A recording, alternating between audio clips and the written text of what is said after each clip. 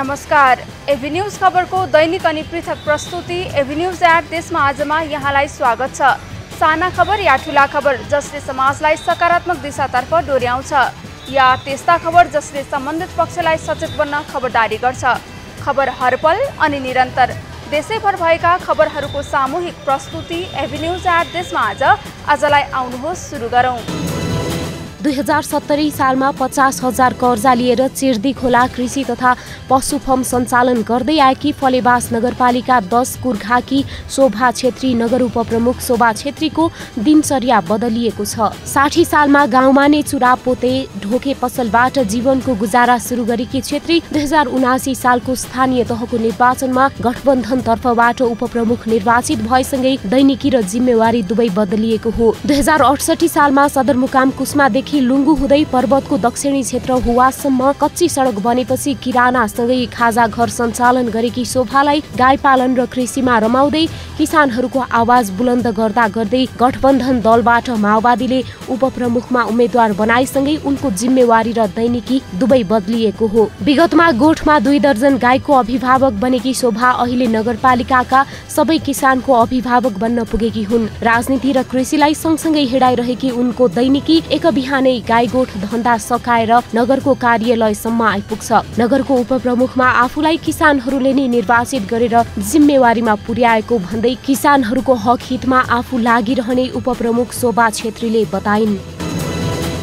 बेलायती महारानीको मृत्युको कारण रोकिएको विश्व आत्महत्या रोकथाम दिवस अभियानबाट दिवस मनाउन सुरु गरिएको यो दिवस जिल्ला प्रहरी कार्यालय बागलुङको आयोजनामा सामुदायिक प्रहरी सेवा केन्द्रको सहकार्यमा मनाइएको हो। विश्व आत्महत्या रोकथाम दिवस मनाउँदै गर्दा विश्वमा आत्महत्या गर्ने दर घट्नुको साटो झन बढेर गइरहेको देखिन्छ। बढ्दै गइरहेको आत्महत्या न्यूनीकरण गर्ने उद्देश्यले जिल्लामा विभिन्न जनचेतनामूलक कार्यक्रम हुँदै आए पनि आत्महत्या गर्ने क्रममा भने कमी आउन नसकेको जिल्ला प्रहरी कार्यालय बागलुङले जनाएको छ। आत्महत्या बढ्दै जानुमा धेरै कारण देखिन्छन्, जसमध्ये सामाजिक कारण, वैदेशिक रोजगारमा, परिवार विदेशमा हुँदाको पीडा लगायतका कारण रहेको जिल्ला प्रहरी कार्यालय बागलुङका प्रहरी प्रमुख दयानिधि गेवालीले बताए। विश्व आत्महत्या दिवस रोकथाम दिवस मनाउँदै गर्दा बागलुङ जिल्लामा भने वैदेशिक रोजगारमा गएको घर परिवारमा सामाजिक लाञ्छना लगाएका आरोपका कारणले पनि आत्महत्या गर्नेको संख्या बढेर गइरहेको सामाजिक मनोपरामर्शकर्ता मधु पौडेलले बताए। मानसिक समस्या, लागु पदार्थको सेवन, पारिवारिक कलहका कारणले पनि आत्महत्याको दर वृद्धि भएको देखिन्छ। मानसिक समस्या भएका व्यक्तिहरूलाई अस्पतालमा आउनु पर्छ भन्ने ज्ञानको कमीले घटना बढेर गइरहेको धौलागिरी अस्पताल बागलुङका नशा तथा मानसिक रोग विशेषज्ञ डाक्टर राजेन्द्र घिमिरेले बताए। अवैध रूपमा वनको रुख काटेर बेच्ने गिरोह पक्राउ परेको छ।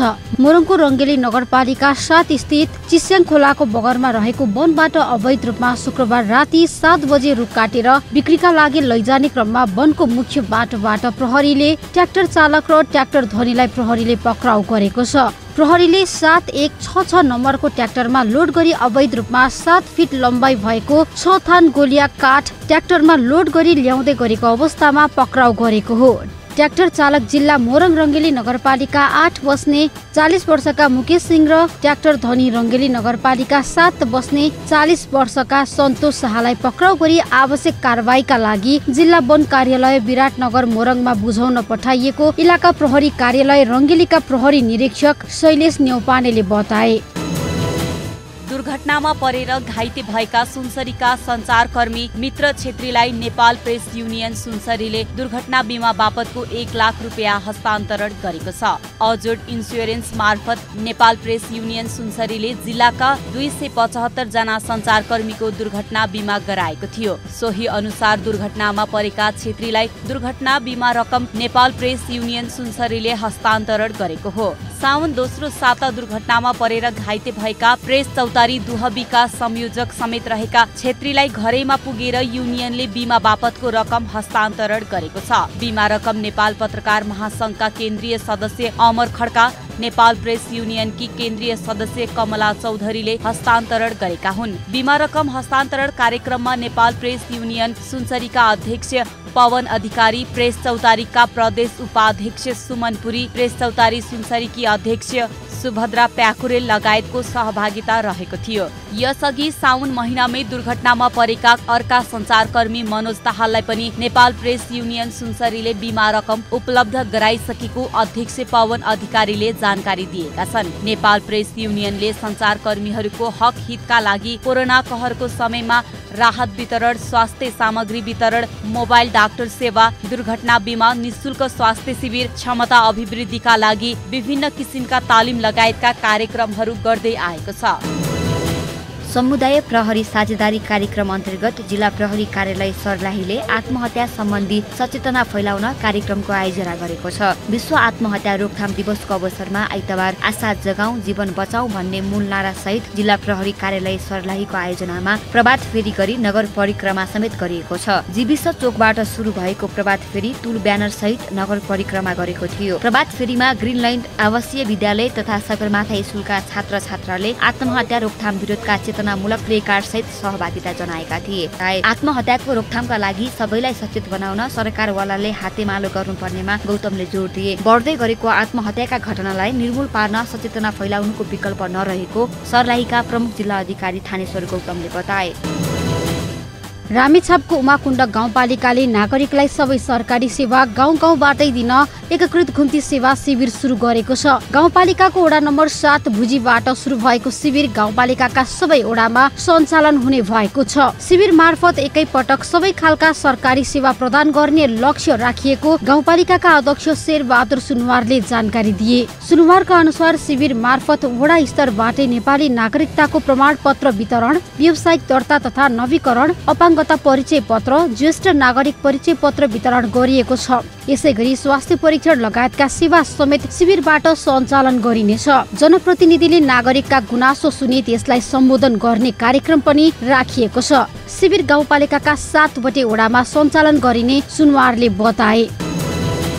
तनहुँको दमौलीमा तेस्रो ब्यास युवा कप फुटबल प्रतियोगिता हुने भएको छ। असोज 3 गतेदेखि हुने 9 ए साइड फुटबल प्रतियोगिता ब्यास 3 स्थित बीपी वनवाटिकाको खेल मैदानमा सञ्चालन गर्न लागि हो। क्लबले आयोजना गरेकोमा पत्रकार सम्मेलनमा ब्यास युवा क्लबका अध्यक्ष मिनबहादुर गुरुङले प्रतियोगितामा विजेताले जनही नगद 1,11,111 र उपविजेता टिमले 55,111 नगद पुरस्कार प्राप्त गर्नेछन्। त्यस्तै उत्कृष्ट खेलाडीलाई 5,500 रुपैयाँ नगद पुरस्कार हस्तान्तरण गरिने भएको छ। उत्कृष्ट गोल रक्षकलाई 5,500 र सर्वाधिक गोलकर्तालाई 5,500 पुरस्कार प्रदान गरिने क्लबका सचिव मनोज रावतले बताए। सचिव रावतका अनुसार प्रतियोगिताका लागि 35 टिमले टिम दर्ता गरिसकेको बताए। प्रतियोगितामा तनहुँका अतिरिक्त लमजुङ, गोर्खा, कास्की लगायतका ठाउँबाट क्लबहरूले दर्ता गरिसकेका क्लबका सचिव मनोज रावतले जानकारी दिए। क्लबले खेलकुद प्रतियोगिता समापनसँगै जिल्लाभित्रका अति विपन्न वर्गका लक्षित समुदायलाई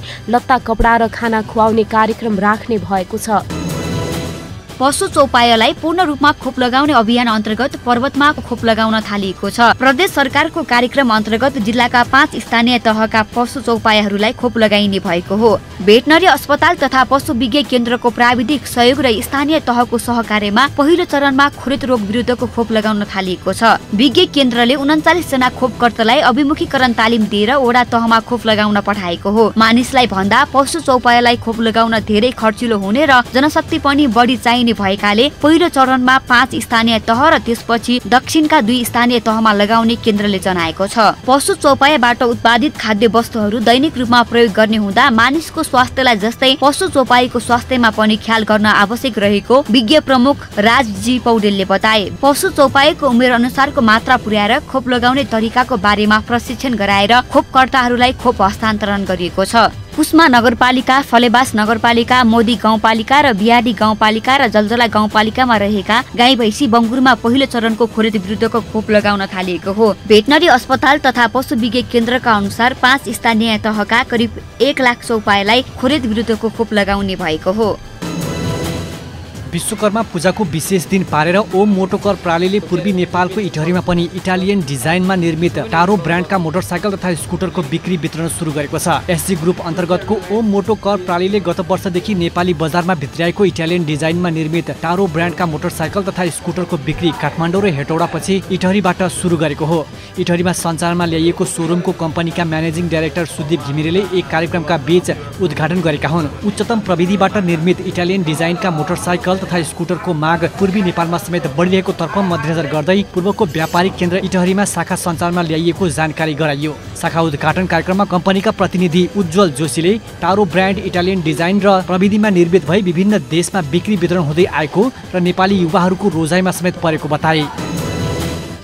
पुरानो मौलिक सिपले बनेका कृषि औजारहरूको प्रयोग घटेसँगै पर्वतमा आरन पेसामा लागेकाहरू पलायन हुन लागेका हुन्। कृषि आधुनिकीकरण, मिनी टिलर, कर्न सेलर जस्ता कृषि यान्त्रिकरणहरू गाउँमा भित्रिएपछि गाउँ बस्तीमा रहेका कृषि औजार बनाउने र मर्मत गर्ने आरनहरू जोखिममा परेका हुन्। कृषि औजार बनाउन र मर्मत गर्ने आरनहरू अहिले पेसागत रूपमा जोखिममा छन्। क्रमशः खेतीयोग्य जमिन वर्षेनी बाँझिँदै जानु र भएको जमिनमा यान्त्रिकरणका आधुनिक मेसिनहरूले काम गर्न थालेपछि आफूहरूको पेसा नै सङ्कटमा परे पेसाकर्मीहरूले बताएका हुन्। गाउँमा जुगारा नचलेर बजार झरे पनि बजारमा समेत कृषि औजारका काम नपाउने गरेको आरन व्यवसायी प्रेम विश्वकर्मा र रवि विश्वकर्माले बताए। विगतका वर्षहरूमा किसानहरूले हलोको फाली बनाउन, मर्मत गर्न, यस्तै आँसी, बाउँसो, बन्चरो, कोदाली, कुटो जस्ता कृषि औजारका सामानहरू बनाउन तथा मर्मत गर्न आउने गरेको भए पनि पछिल्ला वर्षहरूमा यस्ता औजारहरू बनाउने र मर्मत गर्ने दर घटेको, बिना अध्ययन अनुसन्धान मुनाफा लिने दाउमा भित्रिएका कृषि यन्त्रले नेपाली कृषि प्रणालीमा नै चुनौती दिएको यस क्षेत्रका जानकारहरू बताउँछन्। गोठको मलदेखि किसान आफैले बनाएको काठको हलो र त्यसमा लगाइने फलामे फाली र कोदाली, बाउँसो, हँसियाले कृषिमा सन्तुलन कायम राखेको भए पनि अहिलेका यान्त्रिकरणले पर्यावरणीय कृषि सन्तुलन नै जोखिममा पारेको लुम्ले कृषि अनुसन्धान केन्द्रका पूर्व प्रशिक्षक खेम गुरुङको भनाइ छ।